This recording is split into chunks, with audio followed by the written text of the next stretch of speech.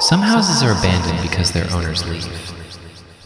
But some houses are abandoned because something inside never did. Not the living, not exactly the dead. Something unfinished. In Dalat, on Tran Hung Dao Street, under rows of old pine trees and a layer of cold mountain fog, there is a cluster of French colonial villas that have been standing in silence for decades. By day, they look like sad relics from another century. Moss-covered walls, faded tile roofs, broken windows, balconies swallowed by vines. But after midnight, people say the houses begin to breathe. Someone once walked past one of those villas and heard piano music coming from a building with no electricity. Someone else heard slow footsteps crossing a wooden floor, back and forth, even though the rooms were empty. And more than one local has claimed to see a woman in white standing at a second-floor window, her head bowed, as if she were waiting for someone to come home. Among those villas, there is one house people rarely talk about. They say it was never truly abandoned. It was only waiting for the right person to return. That night, Lam was just a delivery driver, trying to finish his last order. He was not looking for ghosts. He was not filming for views. He did not believe abandoned villas could remember people. He only wanted to drop off one final package, collect the fee, and go home. But the address belonged to a place no one lived in anymore, and the name on the delivery order belonged to a woman who had vanished from the city records more than half a century ago. When Lam placed his hand on the cold iron gate of the old villa on Tran Hung Dao Street, the piano inside began to play. A slow tune, broken, careful, as if someone were practicing with fingers that had been dead for a very long time.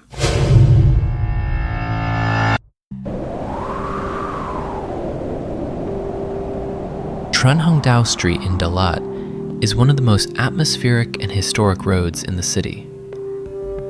Along it stand many old French villas built during the period when Dalat was developed as a highland retreat. Some of those villas once belonged to officials, wealthy families, doctors, and administrators. They once held dinner parties, music, footsteps, warm lights, polished furniture, and voices echoing under high ceilings. Then, time passed. War passed. Owners left. Some villas were neglected for decades. Some deteriorated behind rusted fences. Some were sealed. Some were converted. And some remained standing like quiet witnesses to the city's layered past. Locals have long told stories about strange sounds from the abandoned houses at night. Piano notes from rooms with no power. Footsteps moving through empty corridors. And figures seen behind second-floor windows. Some old villas in Dalat were also used at different times for medical, military, or emergency purposes during the war years. That history has become part of the city's haunted atmosphere.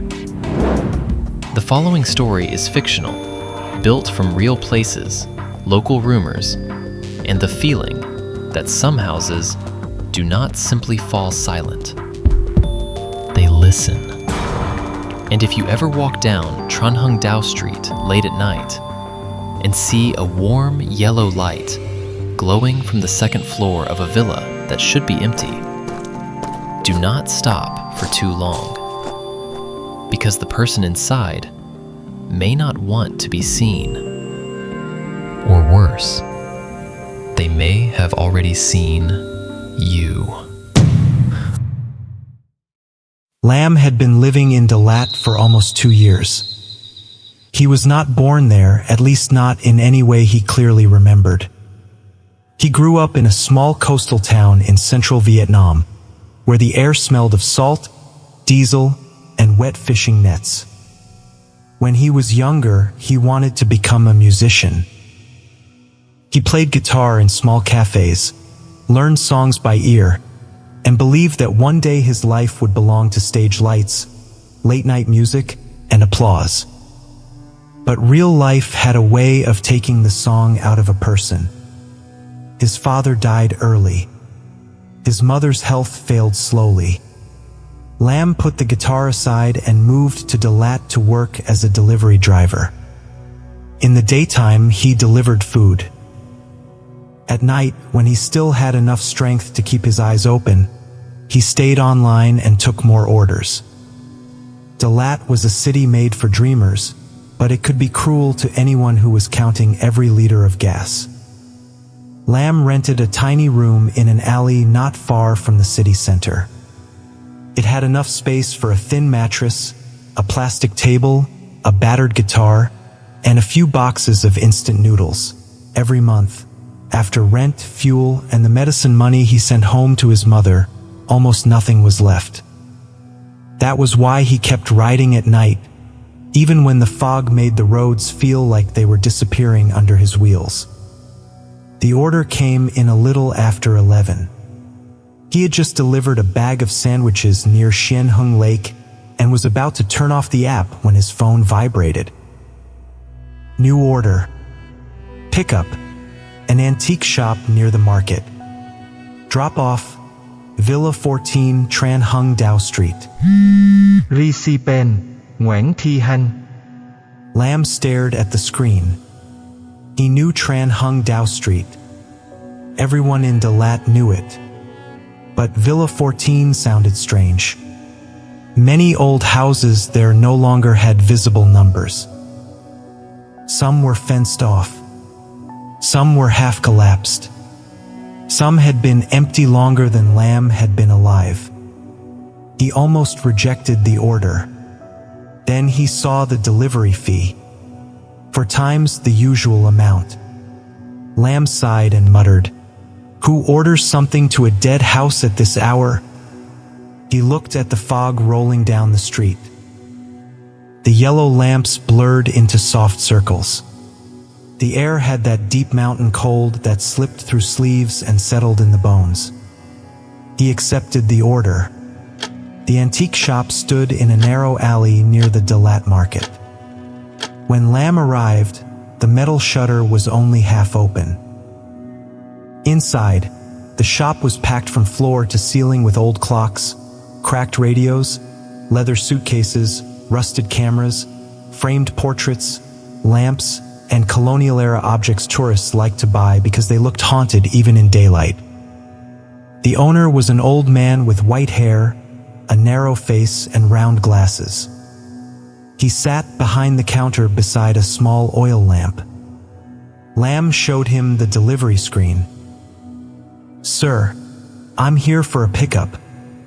The old man looked at the phone. Then he looked at Lam. His gaze stayed on Lam's face a little too long. "You are delivering to Tran Hung Dao?" "Yes." Villa 14.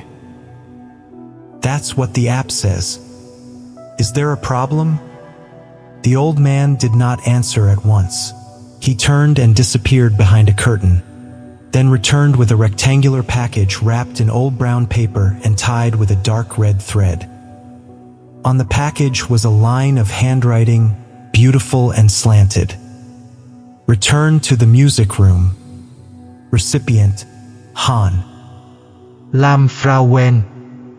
Did the recipient place this order? "No," the old man said. Lam thought he had misheard. "No. It has been here for a very long time. This afternoon, someone called and asked me to return it." A woman's voice, very quiet. I asked who she was. What did she say? The old man pushed the package across the counter. She said it was time. Lam forced a small laugh. Probably a family member. The old man kept watching him. What is your name? Lam. The old man's hand froze. For a second, his face went pale. Lam noted. What is it? The old man shook his head. Nothing. I must have remembered wrong. Lam picked up the package and slid it carefully into the delivery bag on his motorbike. As he turned to leave, the old man called after him. Lam. Yes.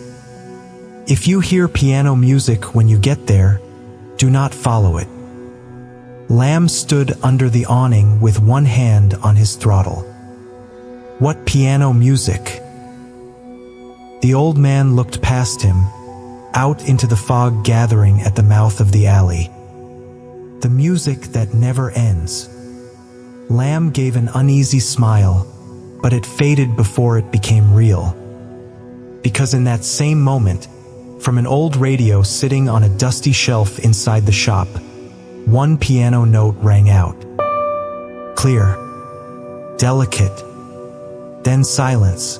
The radio was not plugged in. Lam said nothing else. He zipped up his jacket, put on his helmet, and rode away. Tran Hung Dao Street felt different at night. During the day, it was beautiful in the way old cities are beautiful. Pine trees, sloping roofs, stone walls, small cafes, faded villas, and the quiet elegance of another era. But after midnight, especially in heavy fog, the same road felt like it belonged to someone else. The pine trees stood like tall guards. The villas appeared and vanished behind their fences. Some had been restored into hotels or restaurants. Others sat deep in their lots, dark and still, with black windows and locked doors. Lam followed the map until the blue dot stopped at a lonely bend in the road. Ahead of him stood a tall iron gate buried in vines. Beyond it, a villa sat far back from the street. It had a steep tiled roof, pale yellow walls now stained green with moss, white wooden window frames, and a second-floor balcony almost swallowed by ivy. Above the gate, a cracked stone plaque still held the faint shape of old letters. Villa 14. Lam Xoa Lao. So it does exist. He called the recipient. The phone rang. Once. Twice. 3 times. No answer. He called again. This time, the call connected. No one spoke at first. There was only a thin, crackling sound, like an old tape recorder left running in an empty room. Lam pressed the phone closer to his ear. Hello? MS. Hun? I'm outside with your delivery. Silence. Then a woman's voice came through. Very soft. Very far away. Bring it to the music room. Lam felt the skin tighten at the back of his neck. Could you please come to the gate? I can leave it with you there. The voice repeated, slower this time. Bring it to the music room. The call ended. Lam stared at the gate. The wind moved through the pine trees, and the needles whispered above him. He could have left the package outside, taken a photo, and gone home. But the app showed one clear instruction. Hand delivery required. The fee was still displayed on the screen. Too much money to walk away from. Lam got off the bike, took the package, and pushed the gate. It opened. It was not locked. The hinges shrieked in the fog. The yard was covered in wet pine needles. The air smelled of cold earth, moss, and old wood. With every step toward the house, the sound of the street faded until it felt as if the gate behind him had closed off not only the road, but the living city itself. The front door of the villa stood slightly open. Lamb stopped on the steps and called out, "Hello? Delivery." No answer. He turned on his phone flashlight and pointed it inside. The foyer was wide, with patterned tile floors, stained walls, and a high ceiling. A curved wooden staircase led to the second floor. Dust covered the banister. To the left, a long hallway disappeared into darkness. To the right, a large door stood half open. From beyond that door came the sound of a piano. Not loud, not clear, just a few uncertain notes. Plink, plink, plong, as if someone were feeling for the right keys. Lam phô rơi. He told himself it could be the wind, could be music from another house, could be some speaker left inside by teenagers. But the sound came from inside the villa. His phone vibrated. A text from the recipient. Music room on the right. Place it on the piano. Lamb looked at the half-open door. He did not want to go in. But something in him resisted the idea of running. It was not curiosity. It was not bravery. It was a strange feeling of recognition, like he had stood there before, smelled that damp wood before, heard that melody before. He pushed the door open. The room inside was large. A few rotting frames hung on the walls. Torn curtains dangled beside the windows. In the center of the room stood an old black piano under a thick layer of dust. One of its legs looked half-eaten by termites. The lid was slightly open. No one sat at the piano. But as Lamb stepped into the room, one key lowered by itself. Plink. Lamb stopped breathing. A second key pressed down. Plong. Then a third. A slow melody began. Lamb did not know the song. He did not know why his chest suddenly ached. The tune was so sad that his eyes stung before he understood what he was feeling. He placed the package on top of the piano. The music stopped. The room became perfectly still. Lamb backed toward the door. Then footsteps sounded on the second floor. Click, click, click. Slow shoes on old wood. Lamb looked up. Dust fell from the ceiling boards above the music room. Click, click, click. The footsteps crossed from left to right and stopped directly over his head. Then a woman whispered beside his ear, "You came home late." Lamb ran. He bolted through the foyer, almost slipping on the damp tile. He did not look back. He reached the yard, shoved the gate open, jumped on his motorbike, and tore down the road as if something were chasing him. He did not stop until he reached a brighter part of town. His heart hammered. His shirt was soaked with cold sweat. He opened the delivery app to mark the order complete. The order was gone. No history. No address. No fee. Nothing. It was as if he had never accepted it. Lamb sat under a street lamp, staring at his phone. Then he felt something in his jacket pocket. A small piece of paper. He did not remember putting it there. It was yellowed, brittle, and burned along the edges. Written on it were 3 lines. Do not let her finish the song. If the song ends, the last one must stay. Lamb did not sleep that night. He returned to his room, turned on every light, and sat on the floor with his old guitar across his lap until morning.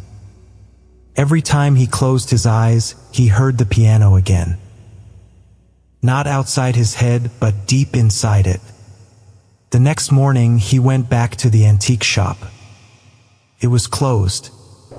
A handwritten sign hung on the shutter. Closed. Lam asked the woman selling hot soy milk at the front of the alley. She looked at him strangely.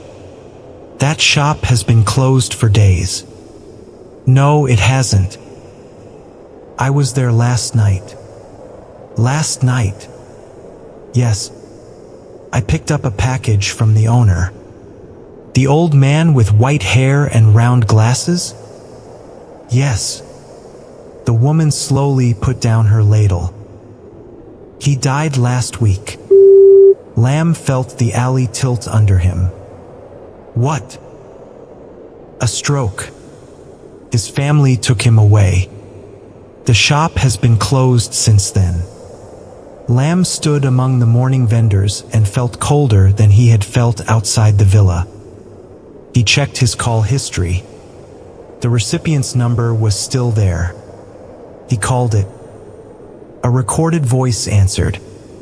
The number you have dialed does not exist. Lam told only one person about what happened. And was an old friend and part-time sound editor for a horror storytelling channel. He loved abandoned places, urban legends, distorted audio, and anything that made other people refuse to sleep with the lights off. When Lam finished telling him the story and did not look scared, he looked excited. Do you understand what this is? And asked. I understand that I almost died from fear. No. I mean, if we can record that piano, it could be huge. Lam stared at him. You want to turn my nightmare into content? I am not saying that. I am saying something real may be inside that house. That is the reason not to go back. And leaned forward. Are you sure? The voice said. You came home late? Yes. Have you ever been there before? No. Does your family have any connection to Dalat? Lam opened his mouth to say no. Then he stopped. His mother had never talked much about the past. She had told him only that he was born in Dalat and that they moved to the coast when he was very small. His father, the man who raised him, was not his biological father. That was something his mother had said once, years ago, half asleep after surgery. Lam had never asked more. Not because he was not curious. Because he was afraid of the answer, and noticed the change in his face. So there is something. I do not know. Then we need to go back. Are you insane? We do not go inside. We stand outside.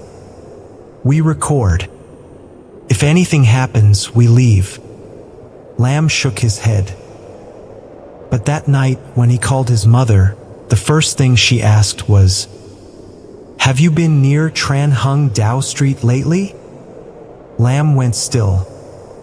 Why would you ask me that? There was silence on the line. Then his mother said, Nothing. I had a dream. Did you live in Dalat before? A long time ago. Near Tran Hung Dao Street? She coughed, then took a long breath. Lam, some places should not be visited twice. Do you know Villa 14? This time the silence was complete.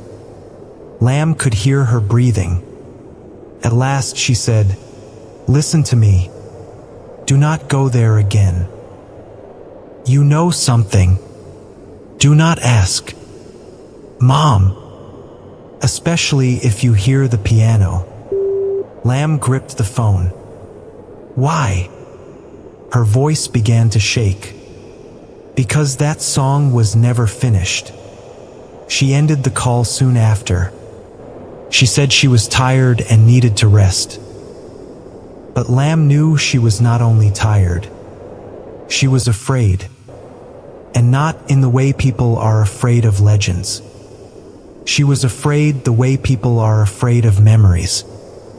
The next afternoon, Lam and An returned to Tran Hung Dao Street.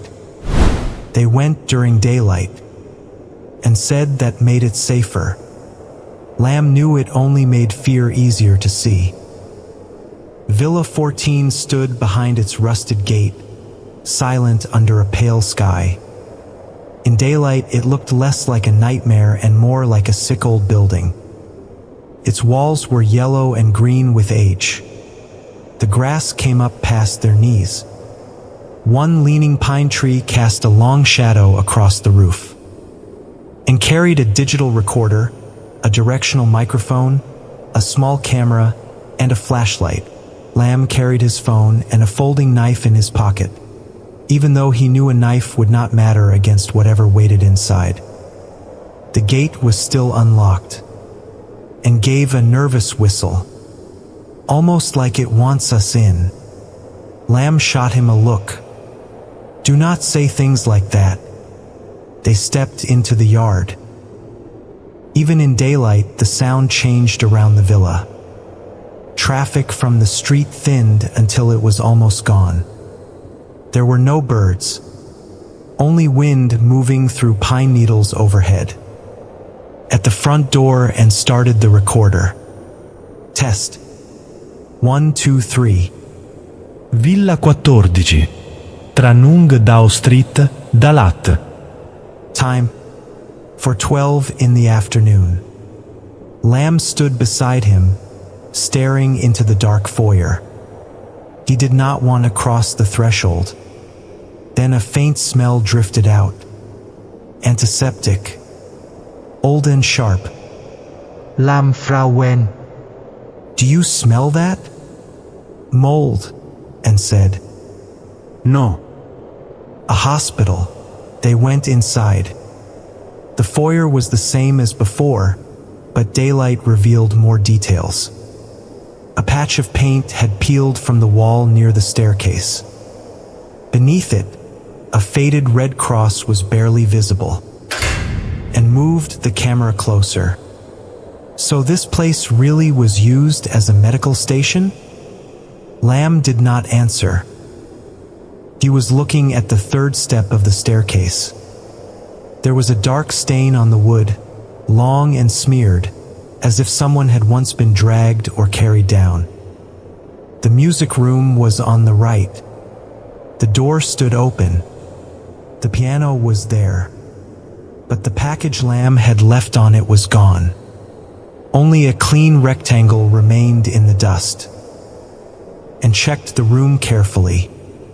No power. No wires. No speakers. If you heard music in here, then what? Lam asked, and swallowed. Then I do not know. Lam approached the piano. He pressed one key. The sound that came out was dull and out of tune. Immediately, something moved upstairs. Click. Both men froze. Click. And lowered the camera. Lam. Click. The footsteps crossed the ceiling above them. Someone is up there, and whispered. Lam shook his head. Do not go upstairs. But An had already turned on his flashlight and stepped back into the foyer. It is daylight. Could be a homeless person. Could be security. Could be. He stopped. Something rolled down the staircase. Click. Click. Click. It landed at Lam's feet. A button. Ivory white. Old. A tiny letter was carved into the center. Ash. And bent down. What is that? Lam picked it up. The moment his fingers closed around it, pain flashed through his skull. A white corridor. Blood. Antiseptic. Rain beating on a tile roof. A woman in a white nurse's coat running past with a newborn baby in her arms. Behind her, a blast shattered the windows. Then the piano began to play. Not for beauty, for warning. Lamb came back to himself on his knees and was shaking him. "Hey, what happened?" Lamb gasped for air. "I saw something." "What?" "I do not know." The footsteps upstairs stopped. Then a woman's voice floated down from above. "Do not let the baby cry." Anne's face drained of color. "Lamb, we are leaving." This time, Lamb agreed. But when they reached the front door, it slammed shut, and grabbed the handle and pulled. It would not open. It was not locked. It simply refused. The air inside the house turned freezing. The torn curtains in the music room began to thrash, though every window was closed. Then the piano began to play by itself. Not scattered notes this time. A full passage. Slow. Sud. Growing stronger. And aimed the camera at the piano with shaking hands. No. "No. That is impossible." Lamb watched the keys move. With every note, another fragment of memory broke open inside him. A room packed with wounded men. Iron beds pushed wall to wall. A young soldier missing a leg, gripping a nurse's hand. A girl with long hair at the piano, playing while tears ran down her face. A doctor shouting, "Move them to the basement. Now." The song was not a lullaby. It was an evacuation signal. Lamb knew this without knowing how he knew. The music grew faster. The floor trembled. From the hallway on the left came the sound of many people walking at once. Not one pair of feet. Dozens. Shoes. Bare feet. Crutches. Metal scraping tile. The squeal of a stretcher wheel. And backed into the wall. Lamb. I can hear them. Lamb could hear them too. They were moving down the hall. But the hallway was empty. Only the cold moved. At the far end, a door flew open. A baby cried from the darkness beyond it. Lamb stopped. The sound struck something deep inside him and grabbed his arm. No. Remember what the old man said. Do not follow the music. This is not the music, Lamb whispered. He pulled away and walked toward the open door. The room beyond looked like a storage room. Rusted bed frames leaned against the walls. A broken medical cabinet stood in the corner.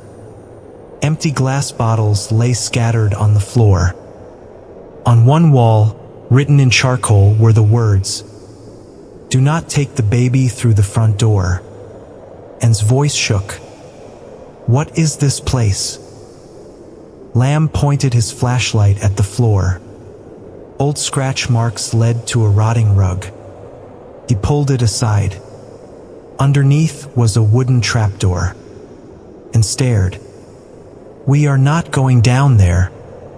From beneath the trapdoor came one small cry. Weak. Then silence. Lamb reached for the iron ring. His phone vibrated. His mother was calling. He answered. Mom. The voice that spoke was not his mother's. It was the woman from the delivery call. Do not open it until you remember. Lam Frodo. Who are you? You were carried out of here once, and stepped back. Lam, hang up. The voice continued, but someone else had to stay behind. The call ended. Lam stared at the screen. The caller name still said Mom, but that was not his mother's voice. He called back. His mother answered at once, frightened. Lam, Where are you? Did you just call me? no. I have been holding the phone. I did not call. Lam looked at the trapdoor. Mom, I am at Villa 14. A broken sob came through the line. Please leave. Tell me the truth. Who am I? You are my son. No. Where was I born? For a long time she said nothing. Then she whispered, I did not give birth to you. The room seemed to lose all air, and stared at him, confused. His mother's voice trembled. I found you in Dalat near the end of the war. There was chaos that night. You were wrapped in a white cloth and left near the back gate of a villa on Tran Hung Dao Street. You were so small, barely crying. I was helping a medical unit. They told me the baby had no one left. So I took you. Villa 14. She did not answer. She did not need to. Why did you never tell me? Because I was afraid you would go back. Who was inside? A nurse. Her name was Han. Lam looked at the button in his hand. The letter H. My birth mother? I do not know. But she carried you out when the villa was attacked. She put you in my arms at the back gate and said, if he lives, do not let him hear that song. Then she went back inside. Why? Because people were still trapped in the basement. Lam looked down at the trapdoor. The piano in the music room kept playing. Faster. Closer to the end. His mother cried into the phone. Lam, if the song is almost over, run. That house keeps whoever finishes it. The signal died. The flashlight flickered and seized Lam by the shoulder. We are leaving right now. But Lam could not look away from the trapdoor. He did not know what was below. Bones. Memories. Or the answer to his life. He pulled it open.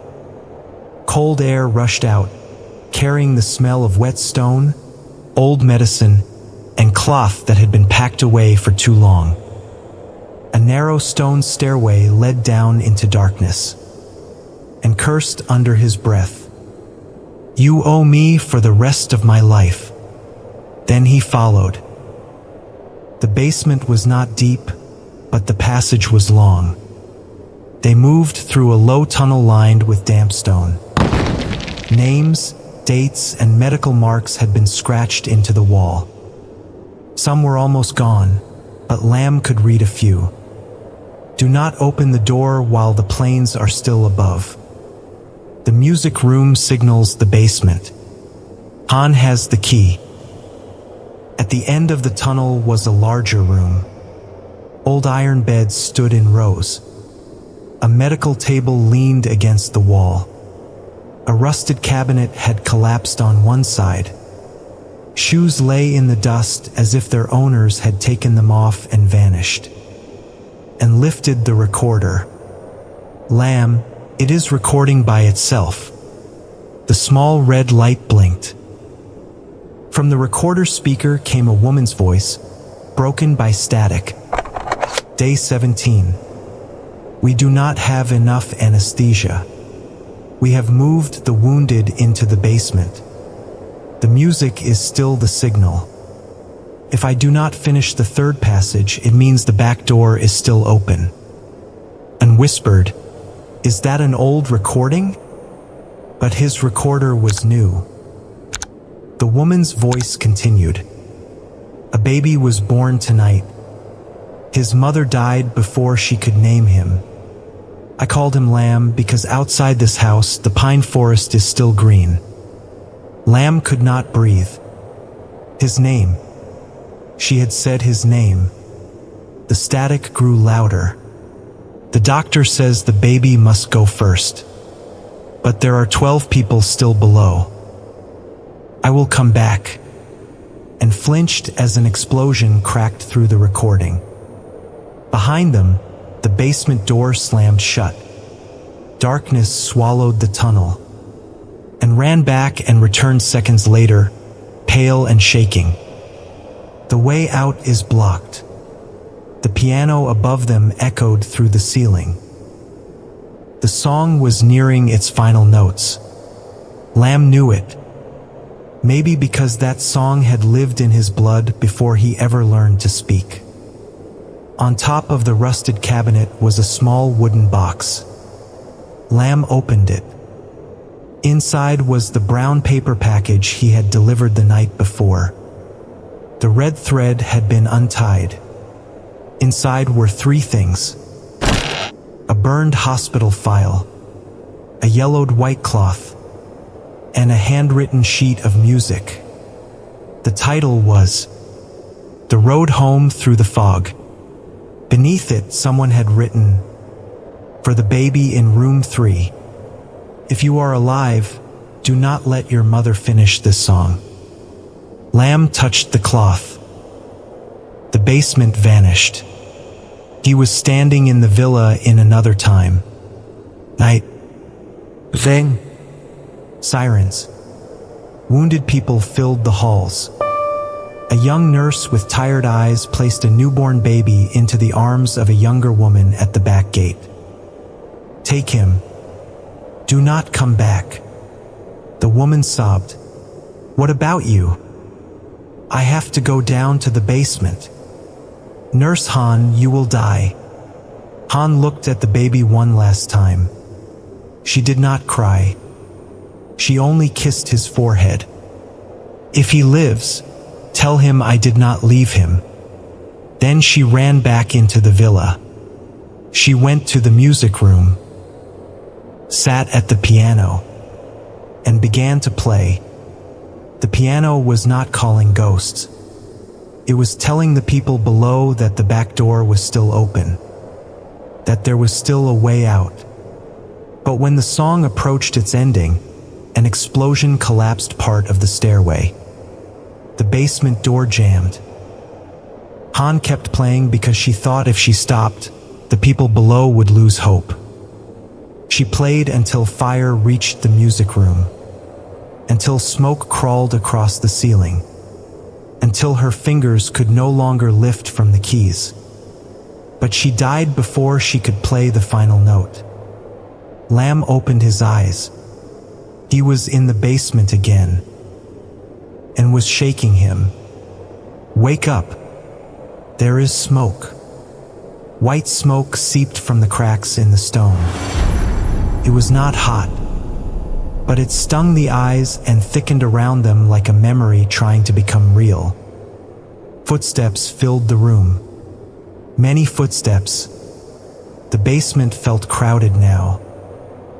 Lamb heard weak breaths, metal wheels, quiet prayers, and someone groaning in pain. The piano above them was almost finished, and coughed. "We are going to die here." Lamb looked at the sheet music. Then he understood. The house did not want to kill him. It wanted the song to end. Not as a curse, as a signal. The final signal. The one that told everyone below that the door was open and they could go. Lamb grabbed the sheet music and ran toward the tunnel. "The exit is blocked," and shouted. "We are not using that exit." "Then where?" Lamb found a half-buried secondary stairway at the back of the room. Broken bricks and rotted wood covered it. The two men tore at the debris with their hands. Stones cut Lamb's skin. Blood ran down his fingers and dripped onto the sheet music. The moment the blood touched the final line, the piano upstairs stopped. Silence. Then a woman spoke behind him. "Do not play the last note." Lamb turned. In the white smoke stood a woman in an old nurse's coat. She was not monstrous. She was not covered in blood. She looked tired and unbearably sad. It was Han. She looked at Lamb as if she had been searching for him for a lifetime. He did not know what to call her. Mother. Nurse. A dead woman who had given him life. His voice broke. Why? Han looked toward the ceiling. If you play the final note, the one who plays it must stay in my place. And went still. What? This house keeps the last person who owes the song, Han said. I have owed it for more than 50 years. I will not let my son pay it for me. Then why did you call me back? Lamb asked. Han closed her eyes. I did not. She turned toward the rusted cabinet. From the darkness beside it came the old antique shop owner. But he no longer looked as he had in the shop. There was a dark wound in his chest. His clothes were not shop clothes, but the stained pajamas of a patient. And stepped back. Who are you? The old man looked at Lamb. I am the man who locked the basement door. Lamb felt his blood go cold. The old man bowed his head. That year I was not a shopkeeper. I was a wounded guard brought here for treatment. When the evacuation started, I panicked. I heard the back exit could only move a few people at a time. I thought they would leave me behind. So I locked the side passage and kept the key. I forced them to take me first. Han watched him without hatred. But she would not abandon anyone, the old man said. She kept playing so they would wait. And I lived. I lived my whole life with that music in my head. I opened the antique shop. I kept the file. I kept the sheet music. I wanted to return it, but I was too afraid to enter this house. Before I died, all I wanted was for someone to end it. Lamb looked at him. So you chose me? No, the old man whispered. The house chose you. I only heard the phone ring inside a shop that had already closed. The voice on the other end said, Bring him home. Hành tiếp bét cà lồ to lam. You are alive. That is enough. Leave. The smoke thickened. Dust began to fall from the ceiling. And shouted, Lamb, we have to go. But Lamb looked at the sheet music in his hands. All his life he had not known where he came from. He had not known who had named him. He had not known why piano music made him feel like he was grieving someone he had never met. Now he knew. And he also knew that if he left, the song would continue inside Villa 14. Night after night, year after year, the footsteps would keep moving in the hallway. The people in the basement would keep waiting. And Han would keep sitting at a piano she could never finish playing. Lamb turned to him. You go first. And understood at once. No. I can play a little piano. You play guitar. I can read music. No. Lamb gripped his friend's shoulder. Listen to me. If I do not come out, take the file to my mother. Tell her thank you. An's eyes filled with tears. Do not talk like this is a movie. Lam gave him a small, broken smile. You edit horror stories for a living. A section of the wall collapsed, revealing the secondary stairs. Cold air rushed down from above. Han looked at Lam with pain in her eyes. You must not pay my debt. Lam stepped past her. I am not paying it. He looked at the unseen crowd in the basement. I am opening the door. They climbed the secondary stairs and reached a small door behind the music room. When Lam pushed it open, the room had changed. There was no dust. No torn curtains. No rotten frames. A warm yellow light glowed on the walls. The black piano stood whole in the center of the room. The bench was empty, but the keys felt warm, and stood at the doorway crying now. Lam, please. Lam placed the sheet music on the stand. Outside the window, the villa yard was full of fog. And in that fog stood many figures. The soldier with one leg, the doctor, the wounded, the old shopkeeper, and Han. All of them were waiting, not forcing him, only waiting. Lam put his hands on the keys. He had never truly studied piano. He knew only a little from cafes and borrowed instruments. But when he looked at the music, his fingers seemed to know where to go. As if someone had taught him long ago. Maybe before he was born. He began to play. The melody trembled at first. He missed a few notes. Then it steadied. The music filled the room, moved through the hallway, flowed down into the basement, crossed the yard, and entered the Dalat fog, and stood at the doorway. His recorder turned on by itself. Later, when he listened back, and swore the recording did not contain only Lam's playing. There was another piano beneath it, softer, steadier, as if a woman were sitting beside Lam, guiding his hands through the final passage. The song approached the end. Han stood outside the window, shaking her head with tears on her face. Lam looked at her. For the first time, he called her what his heart already knew. Mother. Han raised a hand to her mouth, but no sound came out. Lam played the final note. It was very soft, very clear, like a drop of water falling into a lake at dawn. The villa went silent, then every window flew open at once. There was no wind, but the fog inside the house rushed out like a crowd finally released. The figures in the yard began to disappear. The old shopkeeper bowed to Lam. The soldier smiled. The doctor placed a hand over his heart. One by one, they were gone.